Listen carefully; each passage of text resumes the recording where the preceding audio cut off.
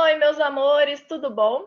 Hoje nós vamos falar um pouquinho sobre a primeira lei de Mendel, mas nós vamos dar uma olhadinha também em alguns conteúdos de mitose e meiose, em alguns conteúdos sobre hereditariedade, para fazer uma aula bem completa. Gente, primeira lei de Mendel, a gente tem que lembrar das ervilhas. Só que antes da gente falar das ervilhas, a gente tem que dar uma lembradinha no que é cromossomo, cromossomos homólogos, genes. Cromossomo nada mais é que o DNA compactado. Quando ele está nesse formato de xizinho aqui, quer dizer que esse DNA está compactado e ele está duplicado, é um cromossomo duplicado. Quando a gente olha dentro de células eucariontes, ou seja, células que têm essa membrana nuclear aqui, nós conseguimos ver esses cromossomos lá dentro. Os cromossomos de quase todas as células eucariontes estão aos pares, parzinhos de cromossomos que são chamados de cromossomos homólogos. Esses cromossomos têm o mesmo tamanho e a mesma posição do centrômero. Nós vimos também que eles têm partezinhas dentro desses cromossomos que vão trazer alguma característica para nós, ou que são partezinhas que têm capacidade de sintetizar uma proteína. Quando tem uma parte do cromossomo capaz de sintetizar uma proteína, trazer uma característica para nós chamamos essas partes de genes. E os genes estão nos cromossomos homólogos com algumas alteraçõezinhas. Essas pequenas alterações que trazem as variedades que nós temos nas nossas características. Por exemplo, cores de olhos diferentes, cor de cabelos diferentes. Quando tem essas variações entre os cromossomos homólogos, nós chamamos isso de alelos. Falei para vocês que quase todas as células do nosso corpo têm cromossomos imparzinhos, cromossomos homólogos. Quais são as células que não têm pares de cromossomos? As células que não têm pares de cromossomos são os gametas, ou seja, os ovócitos e os espermatozoides. Em vez dessas células terem parzinhos de cromossomos, elas têm um de cada. Por que elas têm um de cada? Porque para formar os nossos gametas, nós passamos pelo processo de divisão celular chamado meiose.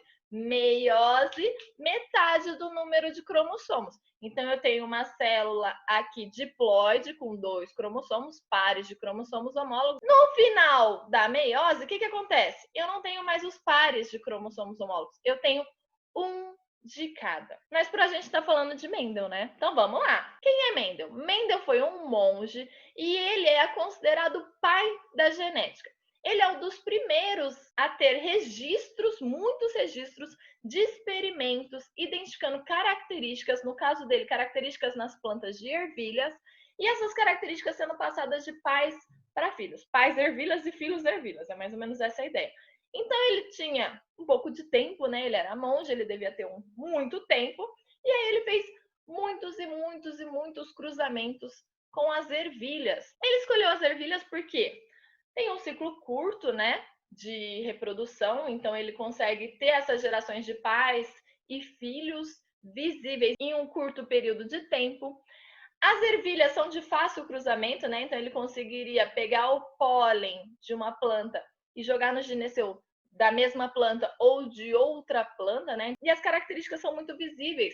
Nós temos ervilhas de colorações diferentes, ervilhas de texturas diferentes, e aí ele começa a fazer um estudo para identificar essas características hereditárias passando por essas plantas. Lembrando que hereditariedade são essas características que estão nos nossos genes e que passam de geração em geração. Bom, mas o que é que o Mendel fez então, né? Ele pegou as ervilhas e ele foi estudando características dessas ervilhas passadas de geração para geração. Nós vamos falar aqui do exemplo de característica mais clássica, que é a coloração das ervilhas, tá bom? Então, o que ele fez? Ele pegou as plantas de ervilha e fez cruzamentos até chegar em uma linhagem pura. O que seria uma linhagem pura? Seria uma linhagem que ele faz a autofecundação, ou seja, ele pega o pólen dessa planta, joga dentro do gineceu dessa própria planta e todos os descendentes têm as mesmas características. Quando ele chegava, depois de várias autofecundações, identificar que os descendentes sempre tinham as características dos pais, ele chamou isso de linhagem pura. Depois que ele chegou nas linhagens puras, ele faz essa fecundação cruzada aqui.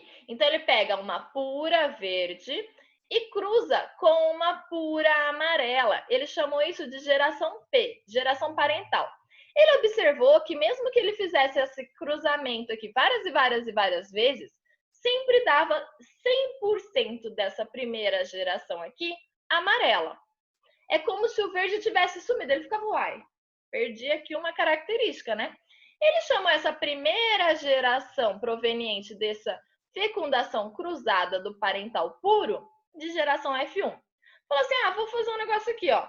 Vou fazer cruzamento dessa geração F1 com ela mesma. Então, eu vou fazer uma autofecundação da geração F1. E aí ele começou a observar que nasciam muitas plantas amarelas e às vezes apareciam algumas sementes verdes. Falou, tinha sumido lá, mas a característica estava ali no meio. Mesmo eu cruzando os pais amarelos, esporadicamente nascia um verde. Ele viu que a cada 3 que nasciam amarela, nascia uma verde. Então ele identificou que as plantas da semente verdes puras tinham sempre descendentes verdes puros, né, da mesma cor, que as plantas das sementes amarelas, quando ele chegava na linhagem pura, ele também ia ter as sementes dos descendentes amarelos, só com a linhagem pura, tá bom? Ele identificou que o cruzamento das verdes e amarelas em F1 nasce 100% amarelo, que é o que aconteceu lá, chamou essa característica de dominante, que ela estava dominando. E quando ele fazia o autocruzamento de F1, ele via que tinha essa proporção de 75% amarela, 25 verde. Então ele falou assim: o meu traço verde ele não desaparece em F1, ele fica ali em recesso. E aí ele chamou essa característica em recesso de característica recessiva. Com isso, ele consegue chegar na primeira lei de Mendel. Ele fala que as características, elas são dadas por pares de fatores. E esses pares, eles tinham fatores hereditários passados de pais para filho. Os fatores se separaram para a formação dos gametas. Lembra lá que eu tinha os pares de cromossomos homólogos que eles separavam para formar os gametas, e os gametas eles têm só um de cada cromossomo, ele já chegou nessa identificação. E ele falou que um fator é dominante, porque uma característica dominava em cima da outra, e o outro seria recessivo, porque ele ficaria em recesso em algumas gerações. Hoje em dia, nós sabemos que esses fatores, né, os pares de fatores que o Mendel falou, são os genes. Então vamos dar uma lembradinha aqui do que é dominante recessivo, homozigoto, heterozigoto, tá lá na aula de hereditariedade. Mas quando a gente fala de dominante recessivo, heterozigoto, homozigoto, a gente está falando das características e nós chamamos essas características por letrinhas. Quando você tem um gene dominante, nos pares de cromossomos lá, se eu tiver o gene com apenas uma informação daquela dominante, você já vai ter a expressão da característica. Então, não importa, se eu coloco as letrinhas aqui, as letras dominantes são sempre representadas pelas letras maiúsculas, e se eu aparecer uma letrinha maiúscula, já vai aparecer aquela característica. Já os recessivos, eles não conseguem se expressar sozinho. Para uma característica recessiva aparecer na minha geração, eu preciso ter os 2 cromossomos com aquela informação. Então, eu tenho o gene dessa informação em um dos cromossomos e o gene dessa informação no outro cromossomo. Ele só vai se expressar se ele tiver os 2 com aquela informação. É como se ele fosse um gene tímido, sabe? Que ele só consegue se mostrar quando ele está com um amigo dele. É mais ou menos essa a ideia dos recessivos. E nós representamos os genes com as características recessivas por letras minúsculas. Então, você só vai ter a expressão daquela característica recessiva se eu tiver um Azinho, Azinho, ou Bzinho, Bzinho, ou Czinho, Czinho, pares de letras minúsculas. Vamos lembrar também dos homozigotos e heterozigotos. Homozigotos são aqueles que têm os pares de características, né, os pares de genes iguais. Então, eu teria um Azão, Azão, ou um Azinho, Azinho. Quando eu tenho um heterozigoto, eu tenho que esses pares de cromossomos, um vai ter um gene, o outro vai ter outro gene. Ou seja, eu tenho um Azão, Azinho, ou Bzão, Bzinho, ou Czão, Czinho, e assim por diante. E como é que eu vou saber como é que vai nascer os meus descendentes? Por exemplo, eu tenho as minhas ervilhas heterozigotas e eu quero saber o que essa autofecundação vai dar. O que vai ser a geração que vai nascer dessa autofecundação. Eu faço o quadro de Pinet. Como que esse quadro de Pinet é? Parece um jogo da velha, e aí eu vou pegar os genes provenientes do pai ervilha, colocar eles separados na lateral superior, e eu vou separar esses genes da minha mãe ervilha e colocar na lateral. Mas eu posso pôr da mãe em cima, do pai, do lado? Pode, eles são ervilhas. Eu só tô falando pai e mãe pra gente, né, ter uma abertura no nosso coração. Então, eu pego os genes do pai ervilha, que é o Vzão, Vzinho, meu Deus, e os genes da mãe ervilha, Vzão, Vzinho. Tá vendo que eu coloquei separado? É isso. E aí, aqui no meio da minha cruzadinha, eu vou fazer como se fosse uma batalha naval. Ou seja, nesse campo aqui, ó, eu tenho em cima Vzão e do lado Vzão. Nesse campo aqui, ó, eu tenho em cima Vzinho e do lado Vzão. Nesse campo aqui, ó, eu tenho em cima Vzão, do lado Vzinho. E nesse campo aqui, ó, eu tenho em cima Vzinho e do lado Vzinho também. O que vai acontecer com essas características aqui? Eu vou ver que vai nascer um homozigoto dominante, Vzão, Vzão, são genes iguais, não é? Homozigoto.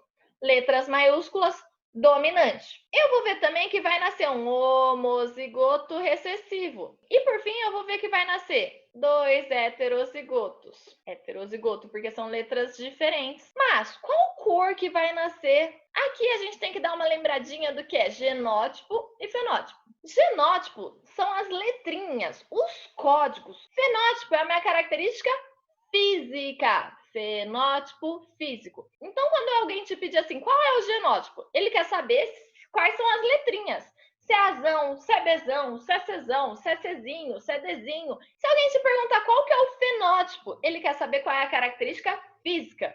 Vai nascer com olhos claros? Vai nascer com cabelo escuro? Vai nascer verde a ervilha? Vai nascer amarela a ervilha. Então, a partir daqui, eu consigo identificar que a característica amarela é dominante, então só de eu ter um daqueles genes já aparece amarelo, que é representado pela letra maiúscula. Então, qualquer um que tiver uma letra maiúscula já é amarelo. Ficou bem feio aqui, né? Desculpa.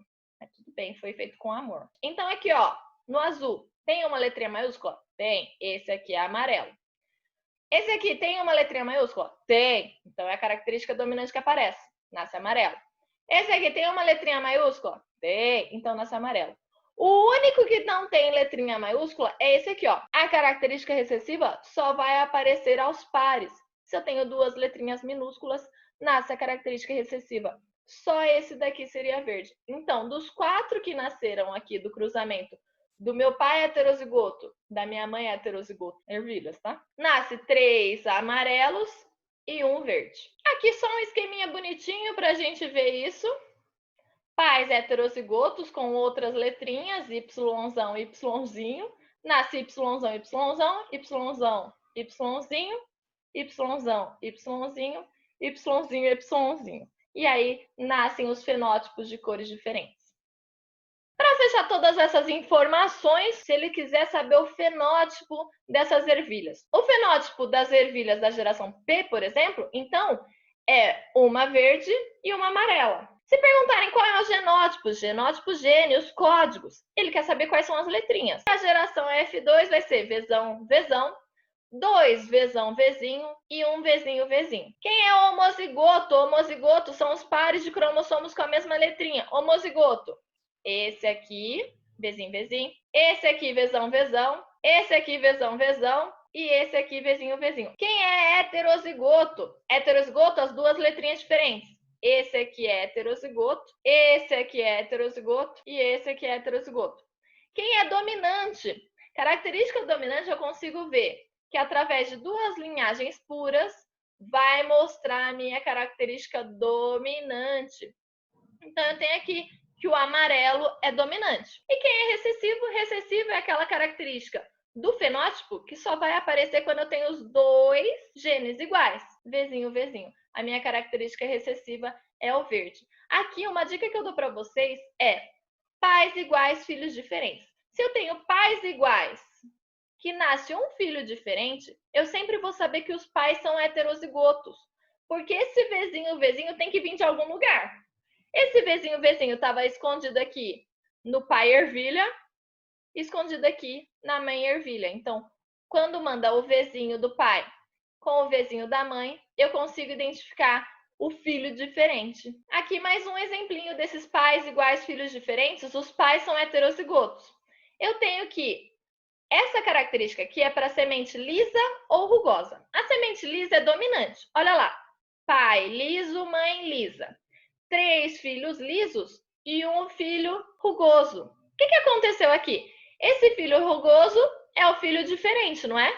Quando nasce filho diferente dos pais iguais, eu sei que esses pais são heterozigotos. O que isso quer dizer? Quer dizer que esse pai aqui pode ser azão, azinho, e essa mãe aqui só pode ser azão, azinho. Porque eles têm que ser heterozigotos para eu conseguir ter um filho diferente. Azinho, azinho. Filho diferente aqui, amores, é no sentido de ser recessivo, tá bom? Uma coisa muito importante da lei de Mendel aqui é que ela só funciona se forem genes com segregação independente. O que isso quer dizer? Se forem genes que estão em cromossomos diferentes. Tá bom, Gabi, muito legal. A ervilha nasceu verde, a ervilha nasceu amarela, mas e eu? Eu não nasço verde nem amarela. Que característica em mim que eu consigo ver se é dominante ou recessiva? Um exemplo é dobrar a língua. Dobrar a língua nesse formatinho de U, aqui assim, é uma característica dominante em humanos. Então, dobrar a língua, você vai ser azão, azinho ou azão, azão. Se você não consegue dobrar a língua, você é recessivo. Outra característica que sempre aparece em humanos é a fenilcetonúria. Fenilcetonúria é uma doença que as pessoas não conseguem fazer o metabolismo de fenilalanina. Então, a fenilalanina não é processada em quem tem fenilcetonúria. E vai acontecer o acúmulo dessa fenilalanina e pode dar muitos problemas de saúde, problemas inclusive no sistema nervoso. Para identificar se essa pessoa tem a capacidade de fazer esse metabolismo da fenilalanina ou não, é aquele teste do pezinho que é feito nos bebês na maternidade ainda. Se no teste de pezinho identificar que a pessoa não consegue fazer o processamento da fenilalanina, essa pessoa vai ter que sempre fazer uma dieta. Outros genes que são dominantes ou recessivos em humanos, agora vocês conseguem ficar fazendo teste na casa de vocês, quem enrola a língua, quem não enrola a língua, quem enrola a língua é dominante, quem não enrola a língua é recessivo, e todas essas características. Um beijo, se cuidem, até mais!